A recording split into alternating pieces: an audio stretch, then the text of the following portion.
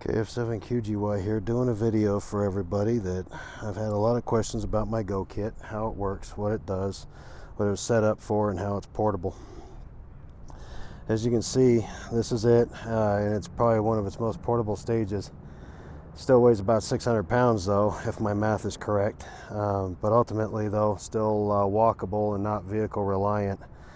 So what we have right now is a side view. I have the boxes, which I'll go through everything that's inside those. I have a table, 3 chairs that end up working with all of it.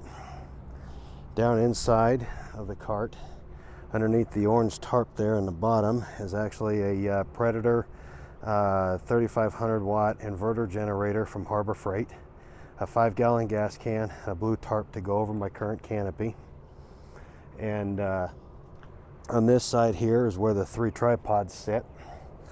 They're angled back, that way they can fit through most average sized doorways. So I had to slightly drop them down a little bit. Side view with the generator and the gas can. I don't know if due to the sun angle if you'd be able to see that or not. And again, the 3 chairs. On top is a canopy with 4 walls. That way there's a small portable shelter. One of the upgrades though is going to be getting rid of that and probably going with a 2 or 3 room tent. That way I can have essentially a radio room and a sleeping room to make this more like a trailer. So then, as part of the setup when I get onto a scene, I turn the camera over here to my wife, who is also a ham. That way she can record everything. So once I end up getting on scene, what I'd end up doing is taking down the table and the chairs to be able to start setting everything up. So as I take down the table, one of the things that you'll end up seeing on the table is the black pieces on it. That is actually a 2-part or 2 halves of the same locking mechanism to help hold this Milwaukee Packout kit, so that I can essentially lock the radio box onto the table to help with stability purposes for when I set everything up. So after I set everything up, I've got 3 chairs, as this system is set up to be a portable system for 3 net control operators to be able to operate full capacity with 4 local UHF VHF frequencies, and have a VHF, UHF, and HF system as well. So the first box to come off is going to be the radio box, and again, it is capable of sitting on the table and locking onto the table to give it some stability, to help make sure that if it goes, then the whole table and everything's going to go with it. The next box here is the power box. We'll go through that here in just a second, of everything that's in there, and then I will turn the system on. Inside the third box here is all the extra peripherals and accessories and things like that that go with the kit. And then I have my power box, or actually my battery box rather, which is not light, so it's not going to be coming off of this kit. It does have the ability to, though, if I need it to. But for today's video, I am not moving this 140-pound box any more than I absolutely have to. So I will maybe have to do up another video later to show what is on the back of the box, because it's actually even holding my cabling right now in place. So I can't get it off of there without apparently removing it, which is not, again, easy. So on the back of the box is some binding poles. And what those binding poles allow you to do is be able to hook up an additional power source and things like that as need be. So I'll bring this a little bit closer to the table here, just in case for when I go start hooking everything up. So inside the battery box, this is a 200 amp hour system. You can use the joystick there to aim down to help out. We're both trying to learn this new camera. It's a DJI Pocket 2, so we're trying to learn how this thing works. I don't have it hooked up just yet, but coming out of the front, I have an Anderson power poles connector. I have a volt gauge with 2 USBs, and then they go into the back binding posts and everything else. Again, box weighs, sadly, 130, 140 pounds for the 200 amp hour battery bank. And that was assuming being able to run with reasonable duty cycles, be able to run this station on battery power for 3 to 4 hours, absolute minimum. So one of the things, so we'll move actually onto the power box here. Inside the power box, we have, I upgraded this already from my original build. My original build had a 50 amp power supply with a West Mountain radio power gate that was anchored down inside of it. The upgrade was going over to a 100 amp power supply charger. So it's the same kind that you'd find in a RV, camper trailer and other different things like that. Go into a distribution block with fuses, mostly just to power the cooling fan and to power the 300 watt pure sine wave inverter. And that's for running the computer that's inside of the unit. I put in a vent holes on either side so that I could get proper flow through for ventilation, for cooling. That way the box can stay closed at all times. It does end up collecting some dust, so I do end up periodically blowing it out. I do have some screens on there, but to allow for airflow, they're not the most conducive to keeping dust out. So what I'll do here is I'll get this set up over here on the back so I can start plugging some of this stuff in. So keep in mind that this kit was built for setup. I'm doing things in a whole lot slower of a motion for all of this. On the back of the power box here, as you can probably see, is Anderson power poles capable of 75 amp. The whole box ends up only running about 40 or so continuous, but it does give me the ability to upgrade if I need to. That way I can add additional radios and things like that on with the power poles, and I'll show where some more expansion is on that. So the radio box, this one here is kind of a pride and joy. I couldn't find anything else as to how to do it. So on the front I have the Anderson power poles that are connected to a distribution block in the back, or that's inside the bottom of it. USBs for hooking up, mostly for the 2 lights that clamp on the top of the box.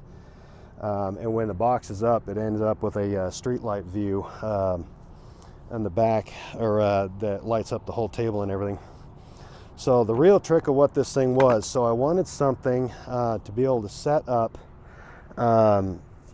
how this thing opened and closed and stuff like that, because one of the things that I've noticed when you're out and about in the field that can end up come around to this other side. My shadow gets in it. Okay, yeah, I know the sun angle here isn't cooperating us, so bear with us. Again, we're amateurs here, as per the hobby. Back to the point that when you're setting things up in the field and everything, one of the things that slows you down the most is actually setting up all your radio gear, your distribution block and everything like that. You end up with your radios exposed. They're not protected if you try and put them on a mounting plate, or they're all in different bins separated, but you still have to get everything out of the bins. This box is actually built so that that's not an issue. So everything inside of this box all stays connected, and so when you go to start setting up on scene and you start setting everything up, everything is down inside the box, and then when you set it up, everything is already there. Everything's already all hooked up on the inside of the box. So this just leaves hooking up the power and the antennas, and that is it. Everything else is pretty much all hooked up. At the current time, I have everything set up to where the only mic that disconnects, unfortunately, is now stuck. That's the first time that's happened. Go figure, doing a video, right? It's just a microphone for the 991A, and I'll demonstrate something with this here later. So this is going to be the only radio I'm going to turn on for this demonstration. On the box down here in the front, I have a volt gauge. That way you can see how much power, voltage-wise, at a quick reference is getting up to the box, so that you know about what the radios are getting and what your battery pack is doing. External speakers, still currently, right now, this is their storage position. hooked up to each. Wires are long enough to be able to set out for each operator. The microphones and the radios fold out so that each operator can see them and have control in their respective positions, so that all three people can sit at the table. And again, I'm not going to turn any of that stuff on for this demonstration. Underneath here though, this B-Link box back here, that is the computer that is hooked up into this. There's a USB hub and everything like that down below, so all the radios inside of it are all currently hooked up for programming purposes. That way everything can be done on the fly, and it's hooked up via USB cabling to the FT991A. That way you can do all full digital capabilities. So as you can probably see, this radio is the Kenwood TMV71A. And then over here on the other side is the Yaesu FTM400XD. It is one of the current models that is out there. It's not one of the originals, and I found that one out later. For a monitor on the computer, I have a USB powered 15.5-inch screen. It does have the capability to hook up to most smartphones via a USB-C connector and HDMI. That way it's capable of running off of other devices if the situation came down to it. Here in the accessories box, so what I have in here is basically peripherals for the kit, keyboard and mouse and everything down inside for everything. Notepad for doing quick notes, even though I have the computer for all the digital stuff, but it never hurts to have a backup. The two lights that clamp onto the top of the radio, or on the top of the radio box, to be able to provide lighting for the area. This we'll get to here in just a minute. This is one of the things I have a lot of people asking me questions about. Same with this in here. I do have a power splitter just in case, instead of a power strip. I actually need to change it out for a power strip to be able to hook into the 3000 or the 300 watt inverter. One of the other things too that I did, just as a for when other people are joining me, I did up programming cards as far as how all the frequencies and everything else were all done for how all of my radios are programmed. The only radio that is different is the 991A because of its 100 frequency different capability. All the rest of these all are off of the same 500 frequencies that match up for the A and the B bands of the FTM 400. Some people end up separating them into UHF on one and VHF on the other. I wanted all of them the same, that way you're not restricted should you have a problem with one of the bands, and I made all of them to match, that way everything's the same. I also have on here the separate programming for the main frequencies that are programmed in for all 100 places on the 991A. And then I also did, that way, so in an emergency situation, you may end up wanting people to help you out, but they've never touched these radios before. Of course, as we all know, in an emergency, call signs may not necessarily be important, but they can use my privileges, etc. And so, just in case to help people out, I did up a cheat sheet card, and I used my poor wife as a guinea pig on it, since she doesn't do very well with a lot of this stuff, to help me test it, to make sure that I had it in as simplest terms as I can. Now this ends up, and I did these all for all of my different radios, including what's in my vehicles, my handhelds and everything. But I went through via each radio for all the basic functions for control of the radio, microphone control buttons, and other different functions and features of all the different radios, for all of the radios that are inside this box, including the 991A. Now with the 991A, we all know that you know, especially the users of this radio, the menus are pretty confusing. There's a lot of them, you know, going through to try and do it. There's a lot of stuff in there for doing digital modes and things of that nature. And so out of all of the options, I went through and I set up across the top here all the different types of modes that you'd end up using, whether it's FM and sideband. I have an indoor and an outdoor on all of these, with just mostly the dimmer adjusted. I have WinLink packet, so for doing WinLink on FM, and then I have WinMore for doing WinLink on HF, and then also SSTV, just in case for sending pictures and playing around. And what I did with this is I went through and I highlighted in green all the main menus that end up getting changed. All the rest of them are pretty much all set and static. And with the green, it gives a quick reference to be able to go through, just in case if the computer's not working and we can't get the menu settings to change with just the preset and save programming sets, that we have a quick reference in on paper. Then I also included in here, I really like the ICOM version of the band plan compared to the ARRL because of how much it breaks things down, even down to the calling frequencies, which ones we use, digital mode, CW, and everything else on it. So I really liked it. It's just unfortunately it normally comes as a two-sided poster, and with it being a two-sided poster, well, I shrunk it down quite a bit. So on the back side of that poster would normally be all the call sign prefixes for all the different countries and things like that. Unfortunately, you need a microscope to see them.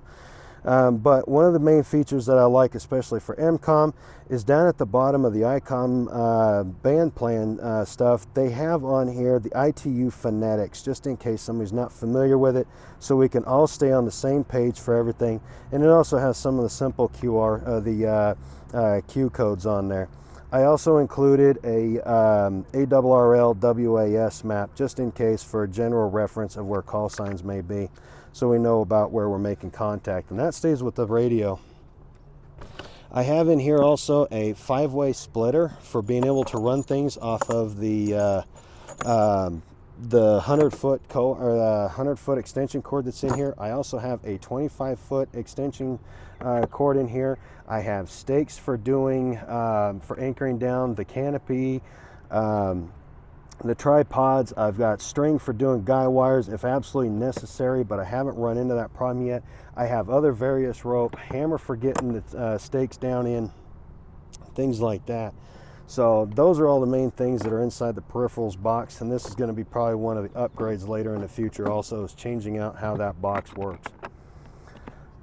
So the other main funny part about this whole system is the antennas. Again, this system is being set up so that I can get on scene and set up as quickly as possible. So with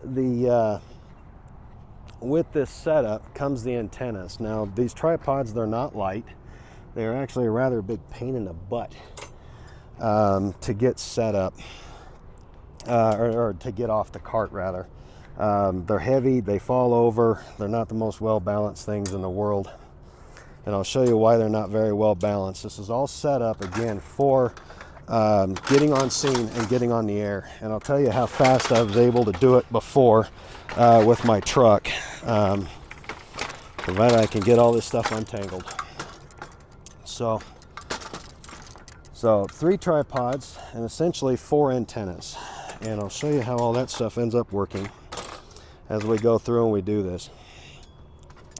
So inside the tripod, I've had people ask me what's inside of the top of the tripod. Now the tripod, so when you open this thing up, this is designed so that when somebody shows up and they offer to help set things up, then it ends up being a quick, okay, here's the tripod, you go out, they come back with the coax in. So the first thing that you're going to do is you pull out the cap, and with the cap has the antenna attached. Now this is a Comet SBB5. It does not require a ground plane, so we can put it on top of a PVC pipe with no grounding to it. The red cord we'll get to here in just a second. The next thing that you pull out is going to be the other half of the mast. Now this is another 5-foot length with RG-213 running up through the center of it, so that we have the mast all set up. So after we get this guy out, what we do, again, I'm doing it in slow motion. Again, I'll tell you how fast I've set this up. So you have the coax end sticking out through the inside of it. And again, 213 was selected for its lower loss for this because I'm already running a 50-foot length of RG8X out to it. So I did want to try and minimize the amount of loss that I had. So you'd put it on there. You have the red rope still hanging down. So after you end up getting that together, what you would end up doing, reaching inside and pulling out the 50-foot length of RG8X. So once you pull out the length of the RG8X, you can see down inside here that I have a reducer to go from the 2-inch pipe down to, I think it was an 1.5 inch pipe. So I have a reducer and a spacer down here on this other end so that you can take and hook the thing up. So this is actually kind of awkward, honestly, doing it so slow. I built this kit to set up quite quickly. So the tripod, the way that I set up the tripod, I didn't want any tools involved with my kit. That way nothing was required to do this. You could take it all out and you could all do it by hand. So as you end up pulling the tripod out just to start doing it, and you get the legs spread, the tripod is actually anchored to it to where when you open it up and start pulling up on the center part of the mast, it actually opens up the legs to help you expedite setup. One set screw goes into designated holes, and then the tripod is set. It's not going to be going anywhere. So then what the person is going to be able to do after that, make sure that there's enough length of the red string hanging down. Take the coax, make sure it's hanging out of the bottom, feel around inside to put in the spacer. Again, red string hangs down. It may be a tangled knot, but it doesn't matter because that's not the priority right now. We'll go into why. Then you have the 213 sticking out of the bottom of the top part of the mast, 50-foot length of coax. The person connects the coax to the 213, and I used a 239. That way I'm not doing barrel connectors. Again, I wanted to try and minimize loss as much as I could when I was doing this. And again, this is all set up independently of the table. So what I'll do is I'll bring this out right now, because unfortunately my antenna is not the shortest thing in the world for the HF. So when the person comes back, obviously I didn't take the coax out quite right. So what you see there behind me is everything set up. So that's going to be for just UHF, VHF, obviously. Okay, my coax is wanting to fight me here. This is probably going to be a mess when I go start cleaning everything up. But ultimately what I end up getting is when the person comes back from taking the tripod out to its final resting place for the action, the incident, whatever may be going on, or the event, they come back with hopefully not a bundle of wire like this. This is embarrassing, but I guess it happens to all of us. So what the person does is they come back and they have just the coax end, and they ask, hey, now what do I do? Well, over here on the back of the radio, you can see is labeled for which radio, and on the 991 you have an HF and a UHF, VHF output. So they would remove a dust cap if there is one, hook up the antenna, and again, by this time the table's already set up, the radio box is already powered and everything else. And so now with that set up, you bring the radio out, turn it on, and I have rolled into a parking lot inside so on one particular event, the net was going to be starting at 6 o'clock. I was net control, and when I got there on scene, I was starting to approach the setup location by 5:50 a.m. I had one of those radios on frequency and was calling out the testing and everything else on the primary north and south frequencies for the net check-in by 5:56. So I was able to have 2 UHF, VHF frequencies on repeaters in 6 minutes from my arrival on scene. And unfortunately, I am not exaggerating. This kit was built for setup, not for teardown. Teardown, unfortunately, takes me a good hour, hour and a half.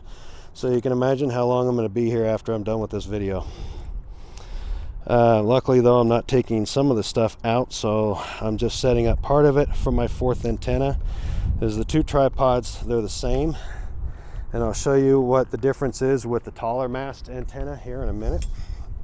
So again, I have the string, make sure it's all untangled, because we want the red string hanging down. Now the red string is run through a pulley up here on the top that is anchored in so that the hook ends up hanging down, because we want access to the hook. The hook is for the fourth antenna of the kit. So once I set that up, we have the, unfortunately, strings, I get it tangled way too easy. Okay, so apparently we want this thing to tangle up as much as possible. It does swing around quite a bit. Okay, so we end up with our hooks free. Okay, for our third antenna, now this one's a little bit different because this is off of a 16-foot telescoping mast. So, and this one was set up on purpose as a telescoping mast and 16 foot just for the elevation of it. That way the highest point of the HF antenna is as high as possible and still allows for a lot of really good NVIS propagation. So what we do, we open up the container. Now this is where the coax for the UHF VHF, the red string, and the pins for this tripod. This one, I got tired of trying to rely on the twist lock mechanism of it, so I drilled custom holes afterwards and I put pins in it. So we have our red string, again on a pulley. So we make sure that this pulley is exposed. We end up having to go through and try and untangle this huge disaster of red ball of mess there. Pull out the 50-foot coax, which I'm not going to do, but you'd pull that out and hook it up. Then you can store the tube back on the tripod if you want for additional ballast. But I will show you this. Now this antenna, I've been able to test it with a nano VNA and it comes back with a 1-to-1 SWR. I couldn't believe it. But this is the one that's primarily hooked up to the FT991A. Now this is the Comet or the CBS 790A. So this antenna has just about 3 dB a gain on 2 meter and just about 5.5 on 70 centimeter. It's stored in the long tube, screws in up here at the top, and then the coax comes down off of it. For today's video though, I'm not going to set that up just because we're not going to need it. But that is what's inside that tube. So all the PVC is essentially storage on all of these. So a pin to lock everything down, because this thing ends up expanding all the time, and it got kind of annoying on it turning and expanding all the time. So we take the pin out, we grab our other pins. So the first two antennas, or the first two tripods, they are definitely the fastest and easiest, and what that does is that gets 4 local UHF VHF frequencies on the air quicker. The 991A and everything else ends up being the little bit longer one, but not by much still. So we take and we extend it up. Oops, actually I forgot something by not doing some of the steps. So on the back of this tripod I've got 3 hooks. Now what these 3 hooks are for is for hooking up the red string here, so that we have our tangled disaster here is what this may be. So instead of trying to do this one, I'll ask my wife here to pause the video by holding the record button down, aiming at me.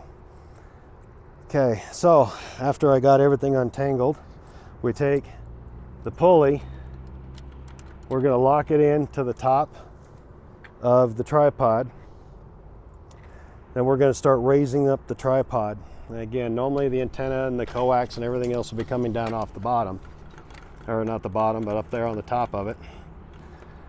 Take my pin, put it through to help secure it, I left probably just about 6 inches or so still down inside the tube for stability purposes.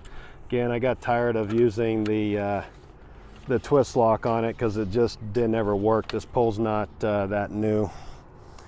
And like a lot of us that aren't that new, well, we just don't work the way that we're supposed to anymore, or the way we used to. So this thing has been my go-to pole. I don't think I've really had a flag on it that much. It's been mostly all this stuff for doing everything with this. So it's had nothing but antennas up on top of it. So after we get the pins and everything in place, we go ahead and we make sure, again, everything is all screwed in down in the bottom of it. So when we pull it, it helps extend the legs out. Dedicated holes with thumb screws to be able to help hold the pole in position. That way it's already set with everything out straight so that we have the most stability. Then what we would end up setting up after this would be the HF antenna. And that's the tricky part that I've had a lot of people ask me about. So what we end up doing is with this kit, so we pick a tripod, usually on the end is preferable. So we hook up our jumper wire that goes between the LDG 9-to-1 un and our LDG RT-100 auto tuner. Now this tuner is set up so they can only be mounted at a pole at the antenna location. In this case, it just goes up on top of a tripod. So this whole set is what's going to be going up the tripod. So that, if I untangle everything. Okay, so essentially, the wire comes out off the side, everything else hangs from the tripod. So we would hook up our coax end. See here if I can figure out which side to leave over here at the radio. So we'd set this up, we'd come out to our one end. Then out here we hook up the coax. So we hooked up our little jumper wire to the antenna. We hook up the coax to the radio. You got to make sure that this is set up correctly, especially if you're using the power injector that comes with this, because of the bias inside to help remove the DC power so it doesn't go into the actual transmit circuit. Now this one here, unfortunately, is still apparently tangled. So we'll get this thing untangled here for a quick second. That way we can go through and be able to show how this thing's supposed to work. So again, this part of it's not one of the most important parts of it, because by this time we've already got the two operators operating over there doing UHF, VHF. We have another person out here on the side that is getting the HF side set up. So right now the crew, during an emergency, the operators would be going through and gathering all the local information, establishing the nets, getting everything going, and starting to assess situations and things of that nature. So unfortunately, I do think I need to trim this thing down quite a bit. I've been a little nervous about doing it, just in case, because you'll see how it ends up hanging down here in a minute once I get this all untangled. So at least the wife is pointing the camera away instead of showing my frustration with this. She's always been the one better at untangling stuff than me.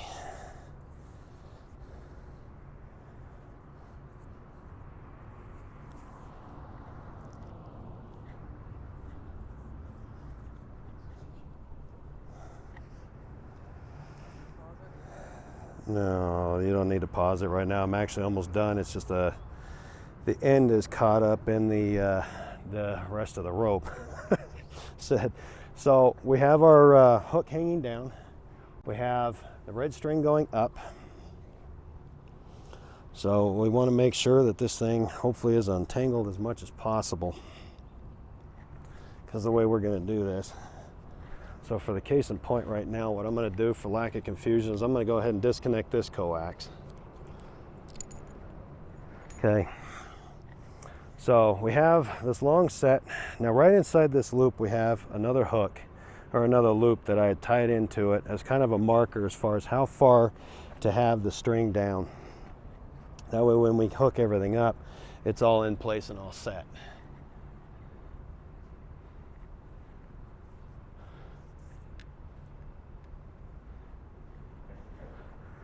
So again, at this time, all the other operators, they would already be doing UHF, VHF, and everything else. They're not having to worry about this. So this is just somebody else that may be wanting to help out with the operation, to help get things going and everything else. Because even by this time, you'd have another operator, hopefully, on the 991, handling maybe some other UHF, VHF traffic as well, or being able to do up wind link and things like that. But we haven't got to doing any shortwave for anything just yet. So now that all that stuff is undone, we'll grab the set by the hook. We have another hook on here that will disconnect. We will unwrap the 73-foot stranded 14 gauge automotive wire, essentially is what this is.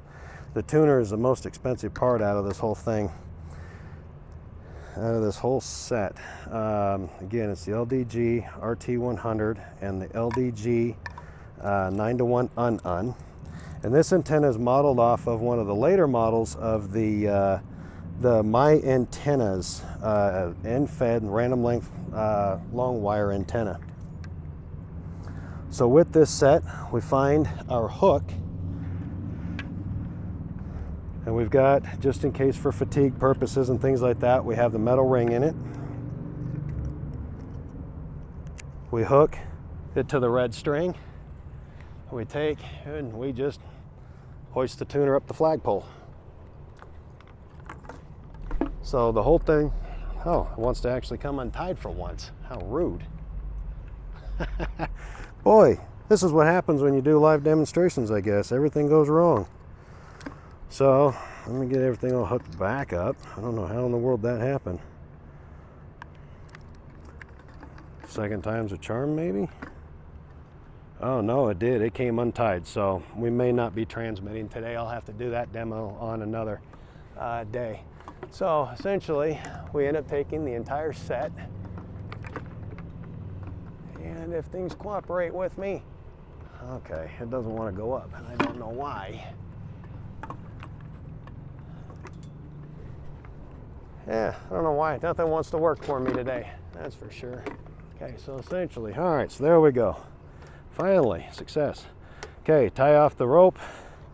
That way the whole thing stays up. We come out. So we're going to string out our wire for the end fed here.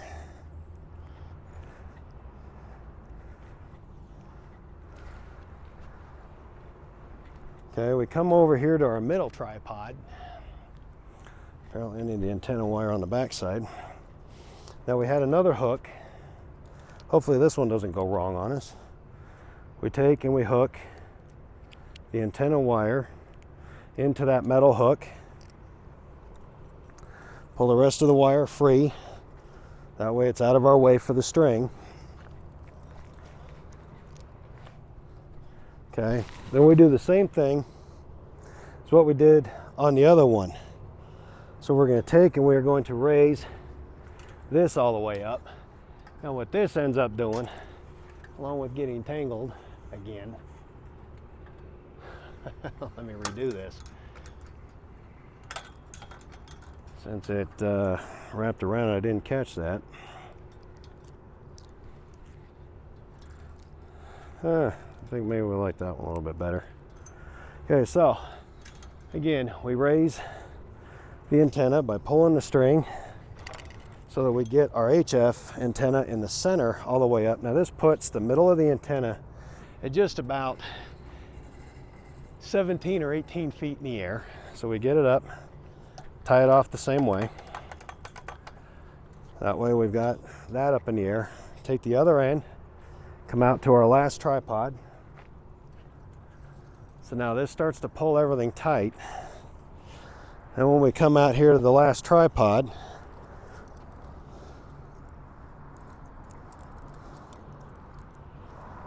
we hook the string to the end of the wire. And since I didn't do it before, I better do it now because we're about to start putting some stress on it. Again, lift up on the center of the tripod. It folds out the legs. Put the the screw inside to help hold it in place. Then on this one, now when we pull this one up, this leaves the ends of the antenna at essentially 12 feet or so in height. I don't have this antenna out far enough apparently. So normally when you run these things out, it ends up also helping to make sure for proper spacing. So I'll pull this one out until the wire is taut. Okay, so now that the wire is pulled taut, now you can see there's the shortwave radio antenna. And normally the tripods are spaced out properly, and so this gives us our NVIS for doing MCOM on HF. So hopefully that answers some people's questions. If not, feel free to email me, my call sign at gmail.com. So Kilo Foxtrot 7, Quebec Golf Yankee at gmail.com. Please watch later. I'll demonstrate the ATAS function of that RT-100 and all that stuff as to how this thing actually tunes. So thank you for watching this video.